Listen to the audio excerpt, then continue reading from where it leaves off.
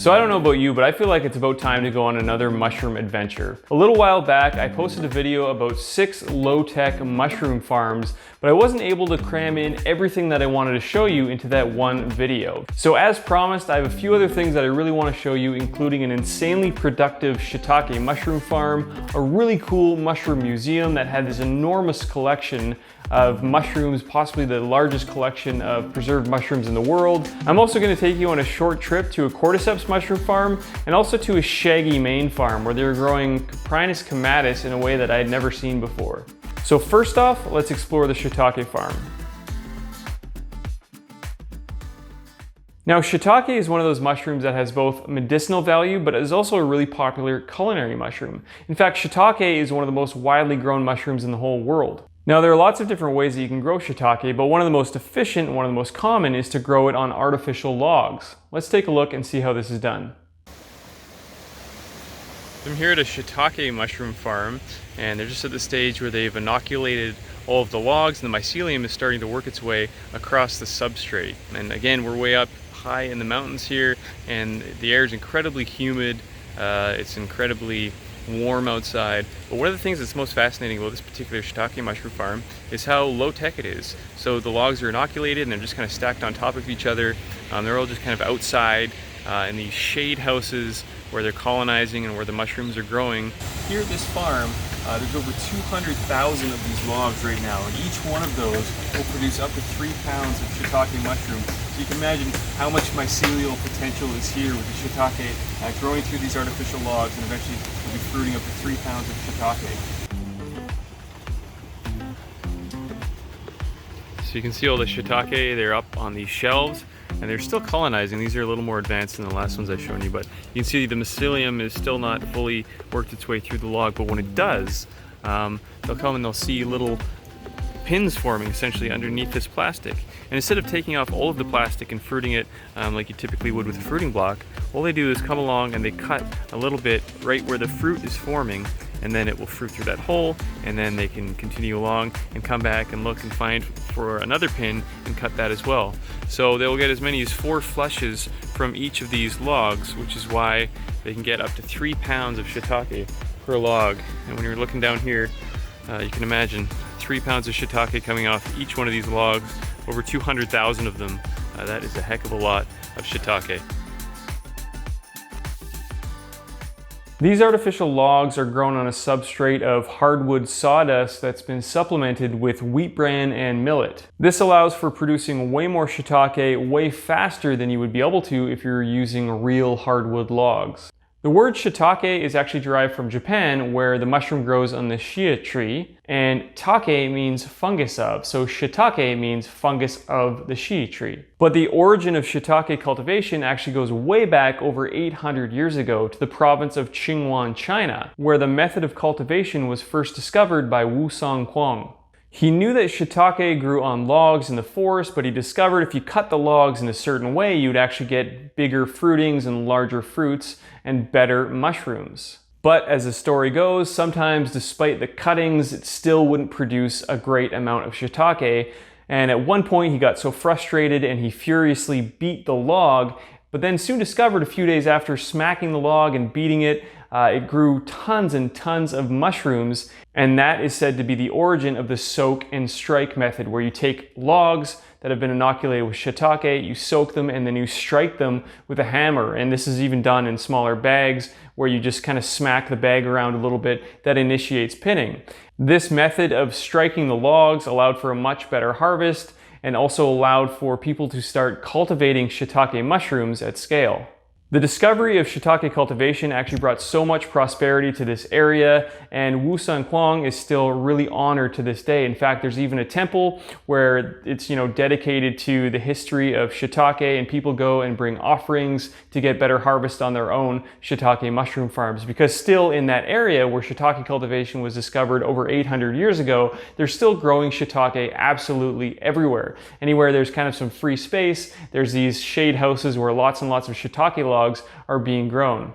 So also in the same area, there is a museum that has a gigantic collection of mushroom fruiting bodies that are all kind of suspended and preserved in this liquid. And apparently all of those mushrooms were kind of collected from that area throughout the years, but there's literally hundreds, maybe even thousands of species of mushrooms there that are basically perfectly preserved in this liquid that are all on display for you to look at, and just look at all the different species.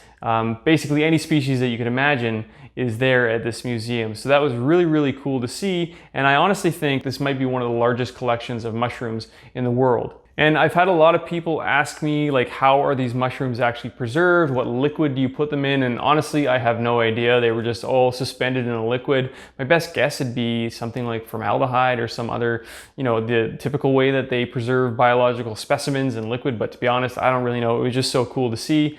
Maybe one day I'll get more information and I can pass that along. So let's switch gears here and go to another mushroom farm. We're gonna go to a Cordyceps militaris farm. Now, if you've seen some of the other YouTube videos that we've done, you would have seen clips already of this Cordyceps militaris farm. Specifically, we did a video on does Cordyceps really grow on bugs, kind of explaining the difference between Cordyceps militaris and Cordyceps sinensis. If you want to see that video, check that out right up here. Now, Cordyceps is not the easiest species to grow, but this farm absolutely had it down to a science. First, the substrate is prepared by taking rice and soy, hydrating it, and then sterilizing it in order to kill off all the contaminants.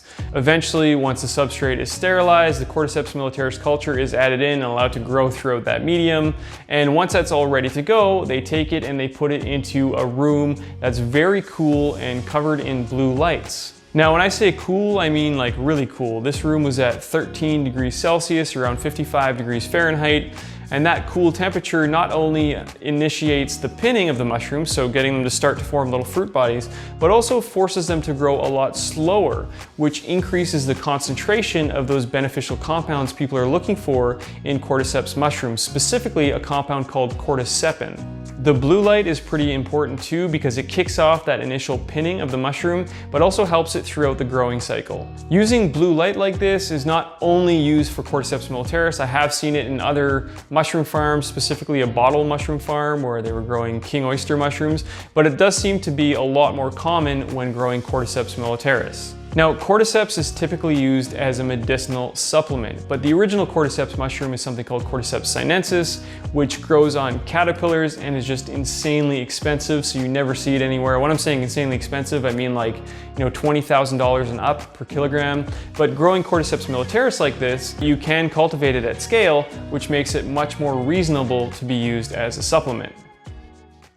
Now, last but not least, I want to take you to a Coprinus comatus farm, otherwise known as the Shaggy mane. Now, I didn't get a lot of great footage from this farm, so I apologize that, but it's still super cool, so I wanted to show you what I did have. Now, typically Shaggy mane is grown in cooler weather, but when I was at this farm, it was smack dab in the middle of summer and it was really hot, so it wasn't producing that well, but still there was some Shaggy mane growing, and how they were growing was really interesting to me. When I've previously grown Shaggy mane, I've done it on compost-based substrates because Shaggy mane does grow great on manure-based substrates, and typically you'll see it growing maybe straight out of the ground on like fresh grass. And I wouldn't really think of it as a species that would grow well on wood. But at this particular farm, the Shaggy mane was growing on a substrate of hardwood sawdust, supplemented with a little bit of bran, similar to what Shiitake and Maitake and a lot of other gourmet mushrooms are grown on. So they were using the same method of these synthetic logs, but instead of just putting them on a shelf, they'd put a big slit down the middle of the log and then just kind of cover them in a thin layer of dirt. And eventually the Shaggy mane fruiting bodies would grow right through that slit. And the layer of dirt is just basically there to help keep a little bit of humidity and prevent the slit down the center of the bag from drying out. Now, Shaggy mane, you'll never find it at the grocery store as a fresh mushroom because it has such a terrible shelf life.